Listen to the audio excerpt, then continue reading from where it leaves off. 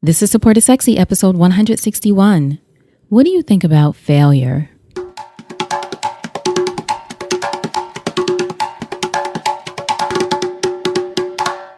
Welcome to Support is Sexy. I'm your host, Elayne Fluker, entrepreneur, author, and founder of Chic Rebellion Media. 5 days a week, Monday through Friday, I interview inspiring women entrepreneurs who share their wins and their lessons to help you take your business and your life to the next level and create something sexy. Here we go.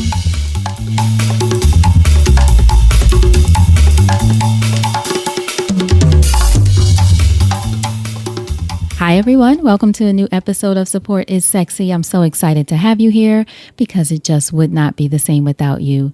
Happy Monday if you're listening to this in real time. And today is the kickoff of our series on failure. Yes, we're going to talk about failure and we're going to talk about it over the course of a few days. So I need you to stay with me, need you to rock with me on this one. We're going to talk about failure because I think it's something that's, well, obviously worth the discussion, but something that we actually don't talk about enough, especially as women, getting used to experiencing failure, confronting failure, and getting through failure by talking about it, learning from it, and moving forward. So we're going to talk about failure this week. And what I want to know from you first is, tell me, what do you think about failure and how does it play a role in your life? Does it stop you or does it fuel you? Do you see it as an obstacle or do you see it as an opportunity? How do you view failure when you pause for a second and you really think about the word and what it means to you and how it affects you? Those are just some of the questions that I want to explore this week in our series on failure and figure out what we can learn from it and how it might actually help us move forward stronger than ever. So on today's episode, we're going to talk about how we sometimes let failure get the best of us before we even get started. You know what I mean? Before you even get started working on something. And how do we do that? Fear. Yes, fear. Have you ever had those moments where you thought about trying something new and you were so excited and you have this vision and you have this dream and maybe it's on your vision board. You're so excited about it. But just as quickly as you felt that rush of excitement, you felt a wave of terror. You were so afraid of doing that thing. I'm laughing because I've been there. And usually that terror is tied to some unsubstantiated fear of failing or getting it wrong or that thing won't turn out the way that you hoped or someone's going to laugh or nobody's going to like it. There's all these reasons and things we come up with in our minds about why this thing won't work all of a sudden that we were just so excited about a few seconds ago.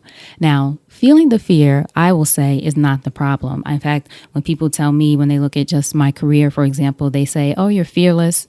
No, not fearless at all. There's a lot of fear there, but I move forward anyway. And what I think with the fear is, it's just your ego trying to keep you safe, telling you that it's best to play it safe, to stick with what you know, to stay where you are, to not risk rejection by putting yourself, quote unquote, out there.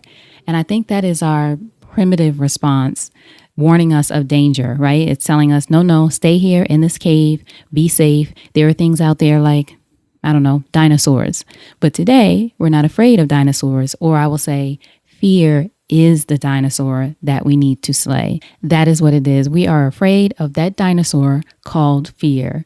Or as author Elizabeth Gilbert says in her fantastic book, Big Magic, we have to get comfortable learning how to tell fear, it's okay. We understand. You're trying to protect me from whatever you think is out there that's going to hurt me. I'm fine. I need you to get in the back seat while I commandeer this vehicle. I'm going toward my goal and I'm not going to let you stop me. But here's what you don't want to do, even if fear is in the car with you and in the back seat.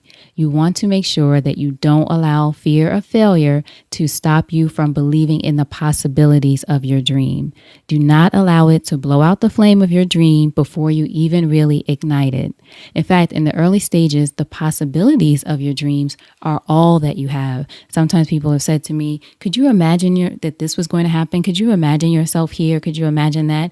And sometimes I say, yeah, I could imagine it because there was a time when all I could do was imagine. I didn't experience it. For example, being the editor of a magazine 20 years ago, all I had was my dream. All I had was the possibility. So you have to hold on to those possibilities. Let those possibilities be bigger than your fear.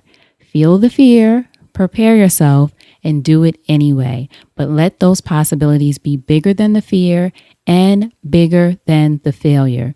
You got to know that the possibility can be bigger than whatever the failure is, even if failure comes. And we're going to talk a little bit about that when failure comes along, what to do, how to get through it. But even if you feel it might come, there's a possibility that it might come. You got to let the possibility of your dream and your vision be bigger than that potential failure.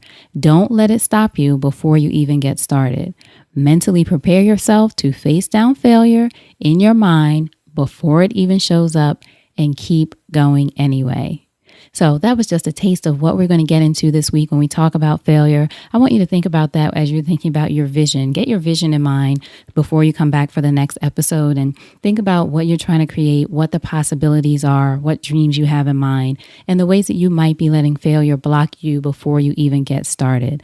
Fear of failure, fear of what might happen or what might go wrong. Of course, you're going to take these things into mind, as I said.